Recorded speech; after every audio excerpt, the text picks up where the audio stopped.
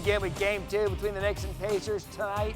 It is going to be a big one. Jalen Brunson big in the second half. Those young Pacers kept pace throughout the game, but the Knicks were able to get Game 1 as we welcome in our senior NBA writer, Brian Windhorst. And Windy, Knicks announced that Mitchell Robinson will likely miss the rest of the playoffs with that ankle injury.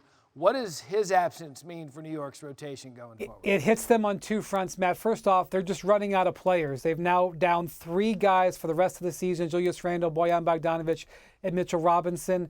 There's only going to probably be 7 in the rotation for Tom Thibodeau tonight, which means just heavy minutes continuing for their front line. Secondly, he is a weapon on the offensive glass, one of the best offensive rebounders in the league, and that is something the Knicks rely on. It is a big part of their offense to get extra possessions, and really something they were counting on dominating against the Indiana Pacers. Losing him is a factor. And look, you could kind of see it coming in Game 1. He didn't play well in the 12 minutes he was out there, just a couple of rebounds. I do think he aggravated this injury in that collision that he had with Joel Embiid last round, and obviously a setback for the Knicks. Yeah, look, when you say all those injuries are for the New York Knicks, it's really impressive even at this point to begin with. We'll see if the depth continues to catch up with him. As for Tyrese Haliburton, only had 6 points in Game 1. What's he saying about bouncing back tonight? Yeah, he is at this point for the first time in his career, first time in the playoffs. It was a big stage for him to be on at the Garden the other night, and he just was not aggressive. He was not ready for it. Now, he is dealing with back spasms.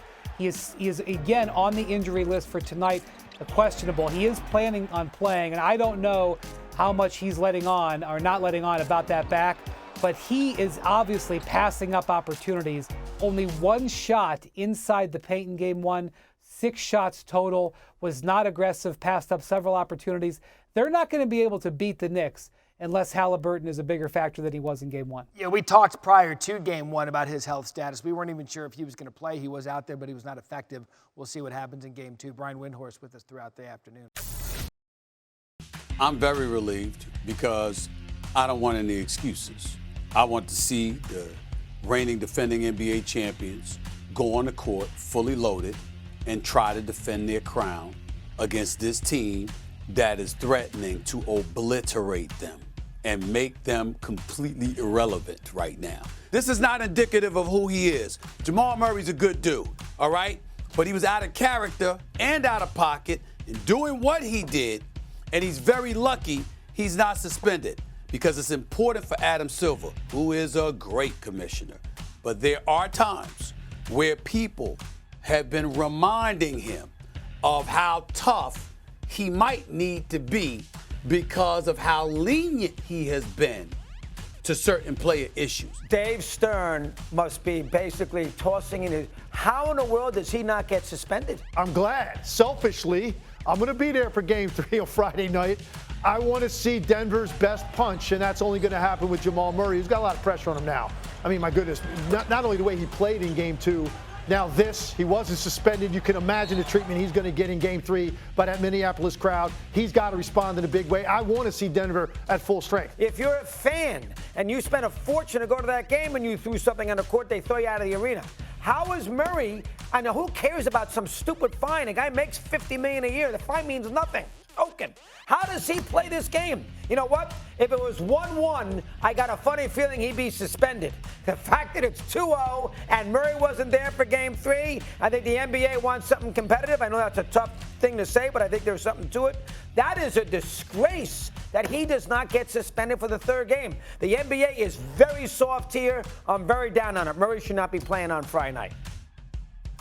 A lot of mixed feelings about this one. Senior NBA writer Brian Windhorst is back with us here on SportsCenter. And Wendy, I know you have an example of a similar situation in which a player threw something onto the court during play, was suspended. So what can you add to this story? Yeah, this hasn't happened that much, Shay, but if you just go back last year, there was a game in Miami where Dwayne Dedmon, a backup center for the Miami Heat, got frustrated with what was going on his bench, and he knocked over a rack of massage guns.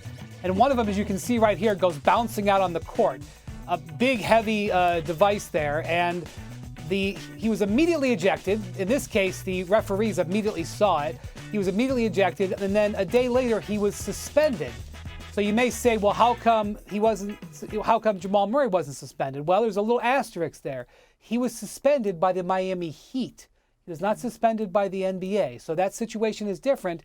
but it does seem like it could have been a precedent that the league would have looked at, but instead they went with the standard or the $100,000 fine. Okay, let's move on to the game 2 tonight between the Knicks and the Pacers that you are going to be covering. Jalen Brunson has scored 43 points in New York's Game 1 win. He was outstanding. What can you tell us about the Pacers' defensive approach, though, here in Game 2 tonight against Brunson?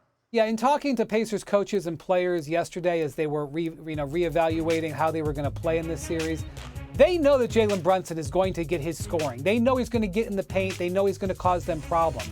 I don't even think that they would deny he might have more 40-point games. It was how he got to the 40 points, specifically 14 free throws. And they're not complaining about the officiating. They took the high road on that.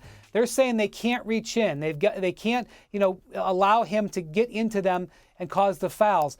He had 26 shots to get those 43 points. They'll let him have 43, but they want him to take 35, 37 shots. And so I think you'll see them try to avoid putting him on the line tonight and trying to make him a little bit more inefficient. Jalen Brunson, 4 consecutive 40-point games. It doesn't matter what you throw it at. This guy's going to get his, it feels like. We'll see what happens tonight in Game 2. Just don't throw any heating pads. Yeah, just don't throw the heating pads. That's what we've learn't. Brian Windhorst with the latest. Thank you.